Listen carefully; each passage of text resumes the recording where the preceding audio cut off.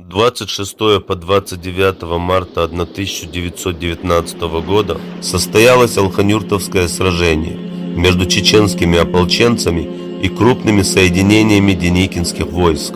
Защищая село, тогда погибли 740 алханюртовцев, в том числе 83 женщины.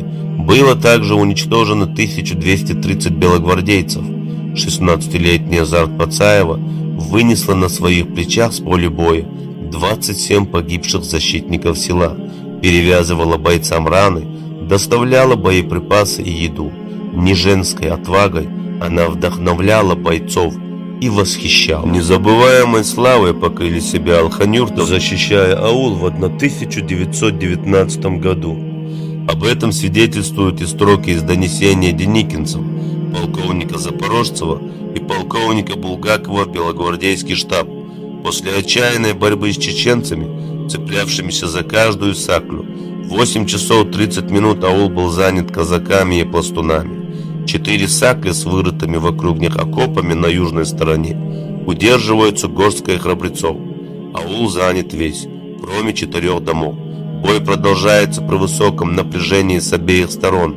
Ожесточение чеченцев и их удаль достигает крайнего проявления. Когда фронт был сломлен, писал об этих событиях другой очевидец-революционер, пламенный большевик Александр Носов. В ауле осталась небольшая группа чеченцев. Защитники сгруппировались вокруг мечети. Отчаянным сопротивлением встретили они наступающего врага. С кинжалами бросались на пулеметы, проявляя образцы мужества и героизма.